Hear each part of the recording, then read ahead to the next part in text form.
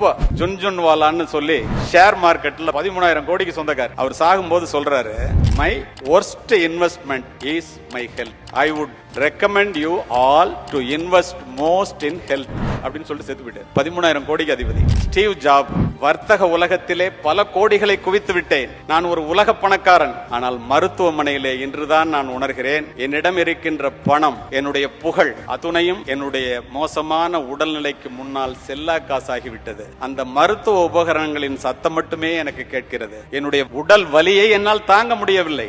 எத்தனை கோடி கேட்டாலும் அதை நான் கொடுப்பதற்கு தயார். இந்த வலியை யாராவது எடுத்துக்கொள்ள வேண்டும் என்றால் நான் தவறு செய்து விட்டேன். பணத்தை விட மிக முக்கியமானது உடல் நலம்தான் என்பதை தயவு செய்து எல்லோரும் தெரிந்து கொள்ளுங்கள் என்று சொல்லிவிட்டு செத்து போனவன் உலக பணக்காரர்களிலே ஒருவன். இதெல்லாம் எதுக்கு சொல்றேன்னா, இப்ப உடல் நலம் வாழ்வினுடைய முதன்மையான செல்வமும் முதலான செல்வமும் உடல் நலமே. உடல் நலத்தினுடைய உயிர் கோட்பாடு உடற்பயிற்சி. ஒரு மனிதன் மனதை மட்டும் வளர்த்து கொண்டு உடலை வளர்க்காமலோ, உடலை மட்டும் வளர்த்து கொண்டு மனதை வளர்க்காமலோ இருந்தால் நண்பர்களே, அது ஒரு நிறைவேறாத வெற்றியாகத்தான் இருக்கும். ஒரு மனிதன் ஆளும் வளரணும், அறிவும் வளரணும், அதுதான்டா உலகம். பட்டுக்கோட்டை கல்யாணம் சொல்லிட்டு போயிட்டாரு. அப்போ நம்ம இந்த உடலை வளர்த்துக்கணும் அப்படின்னா என்னது?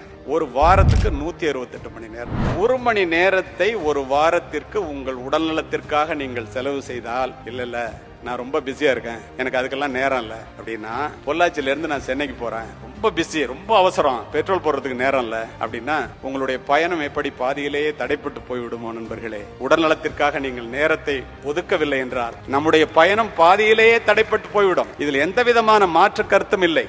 இதை புரிந்து கொள்ள வேண்டியது நாம் தான். ஒபிசிட்டி பத்தி பேசுறதுக்கு டாக்டர் கான்பரன்ஸ் ஒன்று ஒரு வாரத்துக்கு முன்னாடி திருச்சியில் உள்ள எல்லா டாக்டர்ஸும் அதை ஆல் இண்டியா லெவலில் ஏற்பாடு பண்ணியிருந்தாங்க. அதில் நான் பேசினேன். நான் சொன்னேன், the shortest route to the graveyard is exercise அப்படின்னு சொன்னேன். ஒரு டாக்டர் எந்திரிச்சு கேட்டாங்க, அது எப்படி சார் எக்ஸசைஸ் பண்ணா ரொம்ப நாளைக்கு உயிரோட இருப்பாங்க, அது லாங்கஸ்ட் ரூட் இல்ல அப்படின்னு கேட்டாங்க. நான் சொன்னேன், அப்படி இல்லைங்க, ஏன் ஷார்டஸ்ட் ரூட் கிரேவியார்டுன்னா, எக்ஸசைஸ் பண்ணி உடம்ப நல்லா வச்சிருக்கிறவன் உட்கார்ந்தாரு செத்து போயிட்டாருன்னு செத்து போயிடுவான், ஆஸ்பத்திரிக்கு உங்ககிட்ட எல்லாம் வரமாட்டான். ஆனா எக்ஸசைஸே பண்ணாம இருக்கிறவன் வீட்டுல இருந்து ஹாஸ்பிட்டல் போய் ஹாஸ்பிட்டல்ல இருந்து கிரேவியார்டு போகணும். அதனாலதான் அது லாங்கஸ்ட் ரூட், இது ஷார்டஸ்ட் ரூட்னா எல்லா டாக்டரும் ஒத்துக்கிட்டாங்க. இப்ப இந்த உடல் நலம்ங்கிறது எவ்வளவு அவசியங்கிறதுக்கு இதை தவிர உங்களுக்கு நான் இன்னும் சொல்லி புரிய வைக்க வேண்டிய அவசியமே இல்லை. மாபெரும் மனிதர்கள்லாம் உடல் நலத்துல தோற்று போறதை நான் பாக்குறேன். எல்லாரும் வசதி வாய்ப்பா இருக்கீங்க, எனக்கு நல்லாவே தெரியும். தயவு செய்து உடல் நலத்தை பார்த்துக் கொள்ளுங்கள். அதுதான் நம் பிள்ளைகளுக்கு கொடுக்கிற சொத்துக்களை விட மிகப்பெரிய சொத்து நம்முடைய உடல் நலம்.